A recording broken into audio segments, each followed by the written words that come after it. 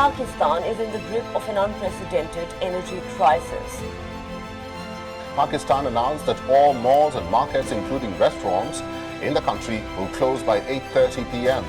Now, as you see, Pakistan has been hit by a major power outage. Cities like Lahore, Islamabad, Karachi have been plunged into darkness. Cash-strapped Pakistan's economy is now continuously sinking deeper into the quagmire. The country has splurged $1.2 billion on importing luxury cars, boats and aircraft.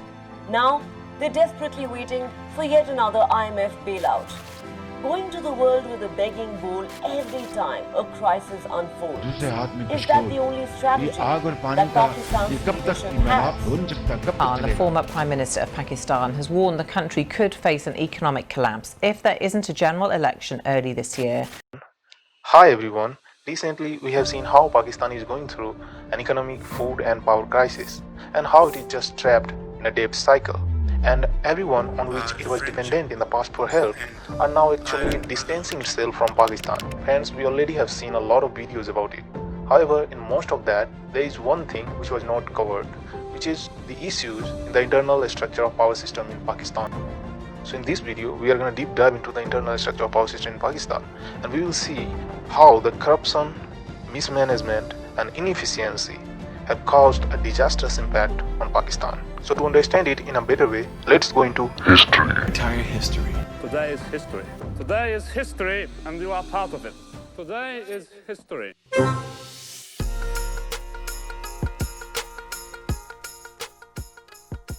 Long before its separation from India to supply the power need to the port city of Karachi, KESC, which basically stands for Karachi Electric Supply Company, was established in 1913. Being a new country, there was a need of institution in the various departments of the country to run it in a systematic order. And so, seeing the potential of natural water resources, WIPTA was established in 1958. WIPTA was one of the most important institutions in Pakistan, which was nearly taking care of all of the Pakistan's power generation, transmission and distribution. And not just that, even it was taking care of irrigation, water supply and drainage. And from here on, you would see that up until 1994, these two organizations, KESC and WIPTA, were responsible for everything related to energy and electricity. Now, before jumping to 1994, here are the few points everyone should know. In 1958, the Constituent Assembly of the Pakistan was dismissed, and as a result, Ayub Khan came into the power. During the Ayub Khan's era, from 1958 to 1969, the country was doing well. The demand of the power supply was rising, which made the government to rethink about its energy policies, as of which in 1967, the first ever energy and power planning study in Pakistan was conducted. But here again, this was just an study. But the story completely turned around after 1970. The Ayub Khan was no more in power. The Pakistan had lost a war against India in 1971. It also lost the East Pakistan as the Bangladesh. 93,000 of its soldiers had to surrender. And not just that, the world was already struggling against the oil crisis of 1973. You can just see here how in 1973, the oil prices just skyrocketed. Where the country's growth rate was more than 6.8% per annum, it now decreased to 4.8%. And not just that, the most favored blessings as aid, which was coming basically from USA and some other countries, decreased significantly. But again in 1977, there was a coup in Pakistan by the Zia-ul Haq, and the military rule was again imposed. And this is the same time when the Pakistan was standing with USA in Afghanistan to stop the influence of Soviet Union. And now you can see, because of various reasons, the instability, mismanagement and a lot of other factors, the government up until 1994 was not able to make any policy regarding electricity and power generation. Now you see, in 1994, the country had an installed capacity of 10,800 megawatt, but this was insufficient to meet the demand. At this time, the 60% of the energy was directly coming from hydroelectric power plants and 40% from nuclear and thermal power plants. Now there is a major problem with hydroelectric power plants. The energy generation in these power plants are not linear around the year. This is because depending upon the seasons and the weathers, the flow of water increases or decreases, which ultimately impacts the power generation. And because of a big difference in demand and supply, the load shedding started increasing. So to meet this demand in 1994, government of Pakistan under Benazir Bhutto announced the country's first ever electricity forecast policy. This policy was mostly fossil fuel centric, so the fuel was ultimately to be imported from other countries. 40% of the energy was coming from nuclear and thermal, and 60% of the energy was coming from hydroelectric power plants. And because of this policy, this ratio got reversed in just few years, and it went to 30 to 70. And not just that, in winter season when the river flow decreases, it impacts the power plant, and ultimately the generation of power in these plants decreases. And at that time, this ratio even went to 20:80. This 1994 policy was basically to encourage domestic and foreign investors for financing projects in the power sector. And to encourage them to invest in those power projects, the government made some promises. The private power companies were exempted from the corporate income tax. The companies were allowed to import plant equipments without payment of custom duties. The government of Pakistan offered a bulk power tariff of US cents 6.5 per kilowatt hour as an average for the first 10 years for sale of electricity to WEPDA or KESC. But even after giving all of these benefits to the investors, this policy could not attract neither the domestic nor the foreign investors. But why were investors not interested? Private sector always wants things to be very simple, efficient and transparent. And for that, any country needs to have a well-organized departments. But unfortunately, which was lacking in the Pakistan. Even the government of Pakistan realized it very soon. That's why in 1998, they came up with a new policy.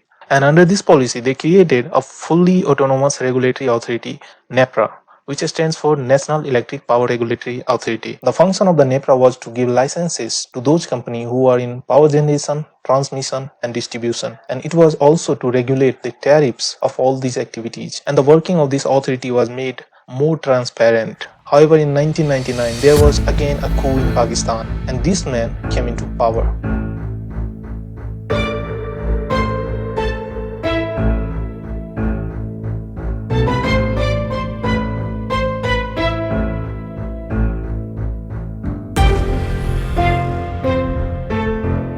Is the world safer today than September 10, 2001?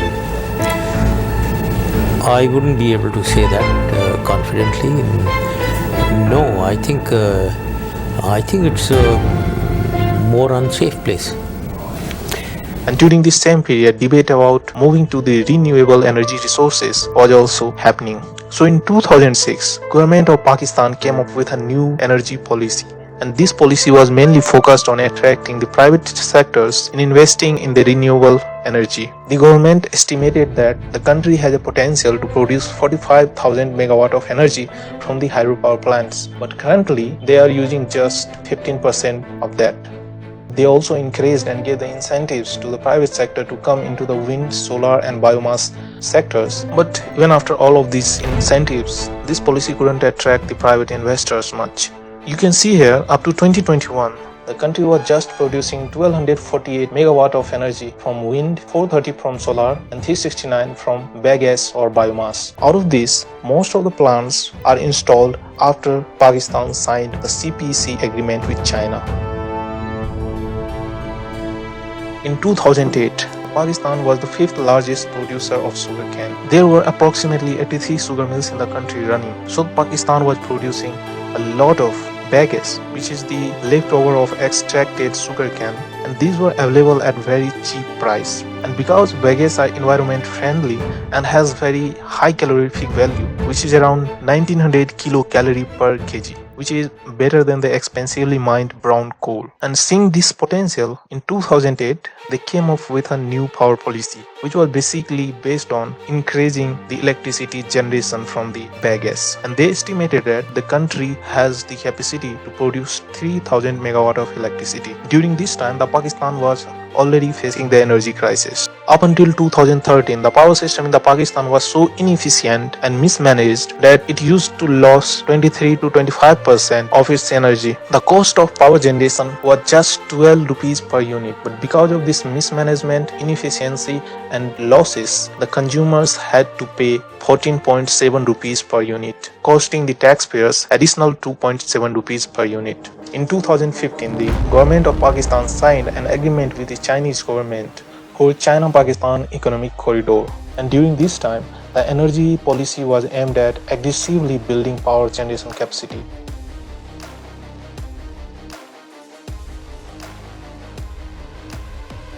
Now, before jumping into the power grid system of Pakistan and seeing what actually the problem lies there, we must have a basic idea about how the power system actually works. The working of the power grid system broadly consists of three steps: power generation, transmission and distribution. Now for the power generation, the generation company imports fuel and then it is transported to the power plants. And here, the generation companies produce electricity from these fuels. Now the generation companies sells the electricity to the distribution companies. So the electricity is then stepped up to a very high voltage. It is done just to decrease the energy losses in the transmission. Higher voltage means lesser current, and lesser currents means the lesser energy loss as heat in the transmission. And when it reaches to the nearest substation or transformers, it is again stepped down to the lower voltage. And finally, it is distributed to the consumers. And last but not the least is the recovery. Now the money is recovered from the consumers for the electricity they have used. And this is one of the most important tasks, because if it is not well maintained, then it can lead to the failure of the entire grid system. Now the consumers pays to the distribution companies pays to the generation companies from which they had bought the electricity. Generation companies pays to the fuel supplier company. The working seems fine, right? It is, but now assume because of some reason the electricity demand decreases. For example, there was a peak demand of 28,253 megawatt in the June 2022, while in the winter season it came down to 15,962 megawatt. So if the demand in the market is low, the distribution company would not buy the more electricity from the generation company. So ultimately what will happen is, even after having set up an expensive power plants and having the capacity to produce more electricity, they will have to underperform. And so to maintain their profit, they will have to increase the prices of the electricity. So if the generation company increases the prices, it will ultimately increases the overall prices of the electricity. And not just that, now the generation company, because they are producing less electricity, they need less fuel. So they will decrease their imports. And now the supplier company will have to look for another buyer. So you see, in this way, the whole chain gets disturbed. So to make this whole system works more efficiently, smoothly, and with less risk, they sign some contracts with each other, which is basically take or pay contracts. Now in Pakistan, most of the power plants are under take or pay contracts. In 2022, the installed electricity generation capacity of the country was 41,557 megawatt, out of which 40,813 megawatt was based on take or pay contracts. But the most important thing to see here is its utilization factor. So what is utilization factor? It is nothing but the energy actually utilized with respect to its generation capacity. In 21, the utilization factor of 30,303 megawatt power plants out of 40,813 megawatt was just 46%, which means that 54% of the capacity is unutilized, and for which now the consumers have to pay the prices. Now there are a lot of issues in the transmission and distribution system of Pakistan, and as you can just see here, just because of not maintaining a proper transmission and distribution supply chain, they are losing more than 17% of the energy just in transmission and distribution. And the another factor which contribute in this transmission and distribution losses is that there are a lot of transformers which are just underutilized.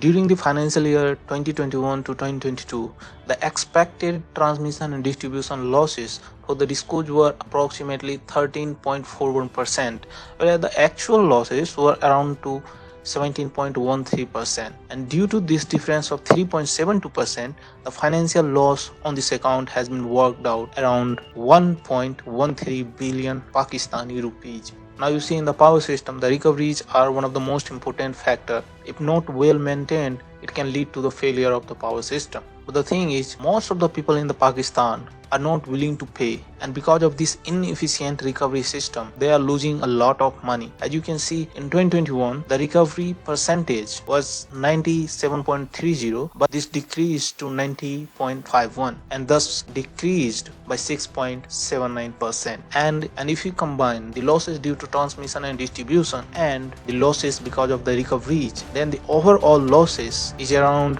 approximately 343 billion Pakistani rupees, and which people say is also contributing to the debt cycle of the country. And it is also said that the federal government have imposed various taxes, charges and fees which are not directly related to the electricity sector. A few charges are being imposed to overcome the system's inefficiencies. All these factors increases the overall cost of electricity. At last, the thing is, most of the power policy of the Pakistan have mainly focused on the generation sector, but not on the transmission, distribution and recoveries. They have not focused on the efficiency. They haven't focused on the monitoring system. They haven't improved it. And even after putting so much of effort to encourage private investors to participate in the power sector, they have somewhere failed, and because of which there is very less competition in the market. If you like the video, please share and subscribe. Thank you.